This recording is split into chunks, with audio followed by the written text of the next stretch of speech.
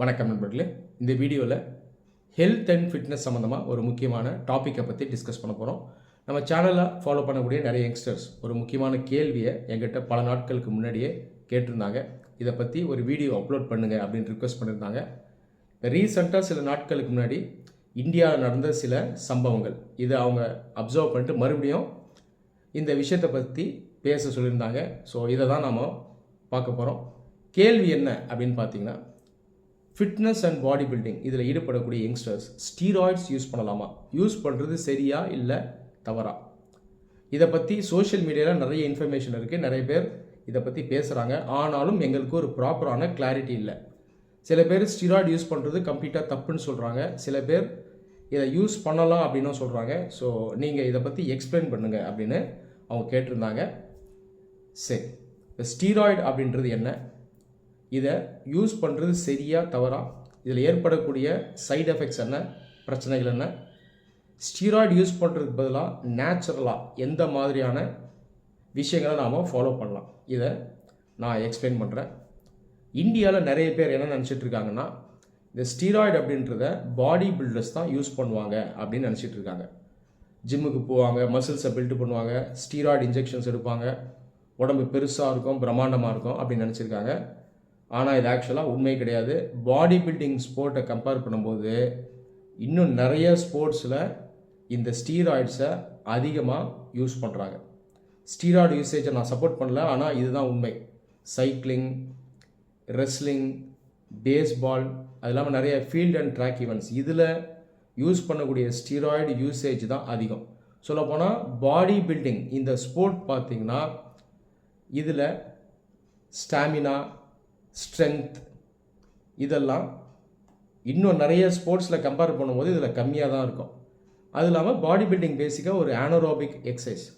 ஒரு body builder aerobics பண்ணாமலே வெறும் மசில் மட்டும் பில்டு பண்ணிட்டு போகலாம். ஆனால் நீங்கள் பேஸ்பால், சைக்கிளிங், ஃபீல்டு ஈவெண்ட்ஸ்லாம் பார்த்தீங்கன்னா ஆரோபிக்ஸ் இன்வால்வ் ஆகிருக்கும், ஆனரோபிக் என்டியூரன்ஸ் வரும், ஆனரோபிக் பவர் வரும், ஸ்ட்ரென்த்து தேவை, ஸ்டாமினா தேவை, எல்லாமே தேவை. அப்போ இந்த ஸ்போர்ட்ஸில் தான் ஆக்சுவலாக அதிகமாக ஸ்டீராய்ட்ஸ் யூஸ் பண்ணுறாங்க.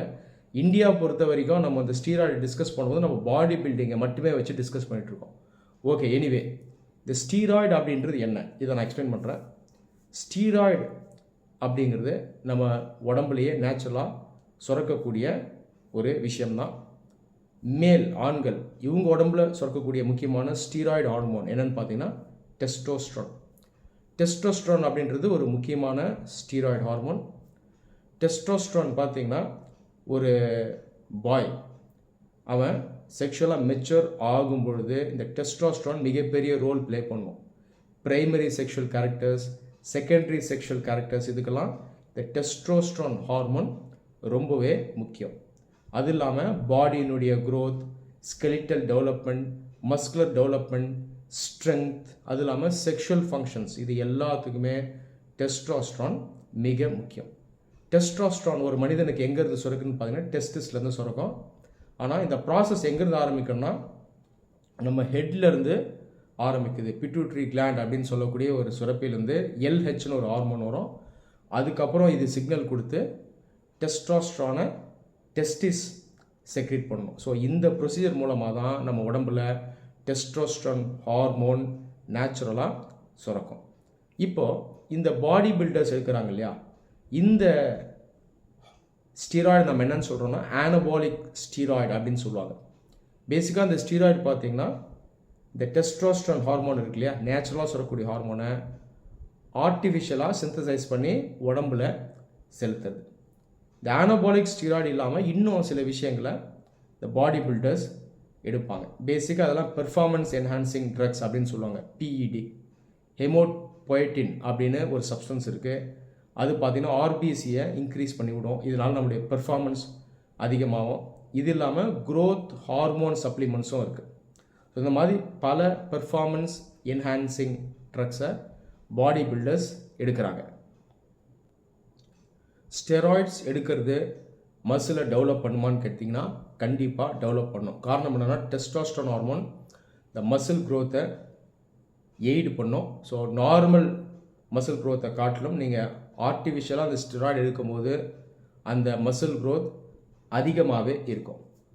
நீங்கள் இன்டர்நேஷ்னல் லெவல்லையும் சரி நேஷ்னல் லெவல்லையும் சரி லீகலாக பார்த்தீங்கன்னா பாடி பில்டிங் காம்படிஷன்ஸ் அவங்க இந்த ஸ்டெராய்ட்ஸை அலோவ் பண்ணக்கூடாது. WADA அப்படின்ற ஆன்டி டோப்பிங் ஏஜென்சி இன்டர்நேஷ்னல் லெவலில் இருக்குது. இந்தியா பொறுத்த வரைக்கும் நாடா அப்படின்னு சொல்லக்கூடிய நேஷ்னல் ஆன்டி டோப்பிங் ஏஜென்சி இருக்குது. இதெல்லாம் இருந்தாலும் நிறைய ஆத்லீட்ஸ் இந்த பாடி பில்டிங்கில் இருக்கவங்க பார்த்தீங்கன்னா ஸ்டீராய்ட்ஸ் எடுத்துகிட்டு தான் இருக்காங்க. நேச்சுரல் பாடி பில்டிங் காம்படிஷன் அப்படின்னு சொல்லி செப்பரேட்டாக காம்படிஷன்ஸ் இந்தியாவில் நடக்குது, இன்டர்நேஷ்னல் லெவல்லையும் நடக்குது. ஆனாலும் நீங்கள் இந்த மெயின் ஸ்ட்ரீம் காம்படிஷனில் நிறைய பேர் தொடர்ந்து இந்த ஸ்டீராய்ட்ஸை எடுக்கிறாங்க. சரி, இந்த ஆர்டிஃபிஷியலாக ஸ்டீராய்ட்ஸை எடுக்கும்போது, அதாவது இந்த டெஸ்ட்ராஸ்ட்ரான் ரிலேட்டட் சப்ஸ்டன்சஸ் ஆர்டிஃபிஷியலாக சிந்தசைஸ் பண்ணக்கூடிய இந்த சப்ஸ்டன்ஸை எடுக்கும்போது நமக்கு ஏற்படக்கூடிய இந்த சைடு எஃபெக்ட்ஸ் ப்ராப்ளம்ஸ் என்ன அப்படின்றத நான் சொல்லிடுறேன். நம்ம உடம்பு நேச்சுரலாக டெஸ்ட்ராஸ்ட்ரானை சுரக்கும். ஸோ ஏஜ் கம்மியாக இருக்கும்போது அந்த அமௌண்ட் அதிகமாக இருக்கும். வயது அதிகம் ஆக ஆக கொஞ்சம் அது வந்து ரெடியூஸ் ஆகிட்டே போகும். டிராஸ்டிக்காக உடனே குறையாது, கிராஜுவலாக குறையும். இப்போ ஒரு மனிதர் ஆர்டிஃபிஷியலாக அந்த ஸ்டீராய்ட்ஸ் எடுக்கிறாரு பாடி பில்டிங்க்கு அப்படின்னா இது என்ன செய்யுதுன்னா இந்த சிஸ்டமில் நம்ம பாடியில் அதிகமாகவே இந்த டெஸ்ட்ராஸ்ட்ரானை சர்க்குலேஷனில் வைக்கும். இந்த மாதிரி நடக்கும்போது பாடியில் நேச்சுரலாக செக்ரீட் ஆகக்கூடிய டெஸ்ட்ராஸ்ட்ரான் இதனுடைய அந்த செக்ரீஷன் கம்மியாகும். இதை வந்து இந்த ஃபீட்பேக் எஃபெக்ட்னு சொல்லுவாங்க. நேச்சுரலாக அந்த பிட்யூட்டரி கிளாண்ட் அது சென்ஸ் பண்ணும், ஏற்கனவே சிஸ்டமில் நிறையா டெஸ்ட்ராஸ்ட்ரான் இருக்குது, ஸோ இனிமேல் நான் சிக்னல் தர வேணாம் அப்படின்னு அது முடிவு பண்ணும். அப்போ நேச்சுரலாக சுரக்கக்கூடிய அந்த டெஸ்ட்ராஸ்ட்ரானுடைய அளவு குறையுது. இந்த ஆர்டிஃபிஷியலாக நீங்கள் ஸ்டீராய்ட்ஸ் எடுக்கும்போது ஏற்படக்கூடிய இந்த சைடு எஃபெக்ட்ஸ் என்னென்னு பார்த்தீங்கன்னா பேசிக்காக பிளட் ப்ரெஷர் அதிகமாகும், ஹார்ட் அஃபெக்ட் ஆகும், கிட்னி அஃபெக்ட் ஆகும். அது இல்லாமல் டெஸ்டிகுலர் அட்ராஃபி ஏற்படும். இந்த டெஸ்டிஸ் இருக்கு இல்லையா, அது வந்து சுருங்கும். அது இல்லாமல் செக்ஷுவல் இம்பொட்டன்சி வரக்கூடிய வாய்ப்பும் இருக்குது. ரொம்ப காலம் இந்த ஸ்டெராய்ட்ஸை எடுத்துகிட்டு அதுக்கப்புறம் அவங்க ஸ்டாப் பண்ணுறாங்கன்னா அது வந்து அவ்வளோ சுலபம் கிடையாது. இந்த விட்ராவல் சிம்டம்ஸ் ஹெவியாக இருக்கும், டிப்ரெஷன் இருக்கும். சில பேர் பார்த்திங்கன்னா அந்த சூசைடல் தாட்ஸ் கூட வரும். ஸோ அந்த ஆர்டிஃபிஷியல் ஸ்டீராய்ட்ஸை ஸ்டாப் பண்ணதுக்கப்புறம் நேச்சுரல் டெஸ்ட்ராஸ்ட்ரான் செக்ரீஷன் நார்மல் ஆகிறதுக்கு பல மாதங்கள் ஆகும். இந்த இடைப்பட்ட காலத்தில் இவங்களுக்கு வந்து நிறைய ப்ராப்ளம்ஸ் ஏற்படும். இந்த காரணத்தால் நிறைய பேர் என்ன பண்ணுவாங்கன்னா இந்த ஸ்டீராய்டு எடுக்கிறத ஸ்டாப் பண்ணவே மாட்டாங்க, தொடர்ந்து எடுத்துகிட்டே இருப்பாங்க. நீங்கள் சில சினிமா ஆக்டர்ஸ், அவங்க பேர் நான் சொல்ல விரும்பலை, நானே பார்த்துருக்கேன். அவங்க பார்த்தீங்கன்னா பாடி பில்டிங்கில் பல ஆண்டுகளாக ஈடுபடுறவங்க. அவங்களுடைய 20s 30s ஆரம்பித்தாங்க, 50s தாண்டி போனாலும் அவங்க இன்னும் இந்த ஸ்டீராய்ட்ஸை எடுக்கிறத ஸ்டாப் பண்ணலை. காரணம் என்னென்னா ஒன்ஸ் எடுக்க ஆரம்பிச்சிட்டா அதுக்கப்புறம் அந்த லெவல் மெயின்டைன் ஆகிட்டு இருக்கும். அதுக்கப்புறம் அதை நம்ம ஈஸியாக விட முடியாது. அது இல்லாமல் பாடி பில்டிங்கில் தொடர்ந்து நம்ம கண்டினியூ பண்ணணும், மசிலை பில்டு பண்ணணும், மசில் மாஸை பில்டு பண்ணணும் அப்படின்ற அந்த ஆம்பிஷன் இருக்கும்போது அது அவ்வளோ ஈஸியாக விட முடியாது. ஸோ இந்த மாதிரி அடிக்ஷன் சேலஞ்சஸ் இதில் ஹெவியாக இருக்குது. இன்றைக்கி தேதியில் நிறைய யங்ஸ்டர்ஸ் பாடி பில்டிங் பண்ணுறவங்க ஓப்பனாக இந்த ஸ்டீராய்டு எடுக்கிறாங்க. நானே நிறைய பேர் பார்த்துருக்கேன். யங் ஏஜ் ஒரு 17 years 18 yearsல எடுக்கிறாங்க. ஓவர் த கவுண்டர் ட்ரக்ஸ் நிறைய இடத்துல அவைலபிளாக இருக்குது. இந்த வின்ஸ்ட்ரால், டைனபால், டெக்காடியூரோப்ளின், இது மாதிரி ட்ரக்ஸ் பார்த்திங்கன்னா இந்தியா ஃபுல்லாக பல இடத்துல ஈஸியாக அவைலபிளாக இருக்குது. இது ஆக்சஸ் பண்ணுறாங்க. ஒரு சில ஃபிட்னஸ் சென்டர்ஸில் சில கோச்சஸ், எல்லோரும் கிடையாது, சில பேர் அன்எத்திக்கலாக யங்ஸ்டர்ஸை ராங்காக கைட் பண்ணுறாங்க. இந்த ஸ்டீராய்ட்ஸ் அவங்களே வாங்கி அட்மினிஸ்டர் பண்ணுறாங்க. இதெல்லாம் நிறைய யங்ஸ்டர்ஸ் அஃபெக்ட் ஆகுறாங்க. நான் சோஷியல் மீடியாவில் பார்த்துருக்கேன். இந்தியா லெவல்லையும் சரி இன்டர்நேஷ்னல் லெவல்லையும் சரி நிறைய பாடி பில்டர்ஸ், சாம்பியன்ஸ் அவங்க அட்வைஸ் பண்ணுவாங்க இந்த ஸ்டீராய்டு யூஸ் பற்றி. அவங்க ஸ்டீராய்டு யூஸ் பண்ண வேணாம்னு சொல்லுவாங்க, ஆனால் அவங்களே பார்த்திங்கன்னா நிறைய பேர் அது யூஸ் பண்ணியிருப்பாங்க. என்னால் ஈஸியாக சொல்ல முடியும், ஒரு நபரை பார்க்கும்பொழுதே அவர் ஸ்டீராய்டு யூஸ் பண்ணுறாரா இல்லையா அப்படிங்கிறது. அன்ஃபார்ச்சுனேட்டாக இந்த மாதிரி ஒரு சூழ்நிலை இங்கே இருக்குது.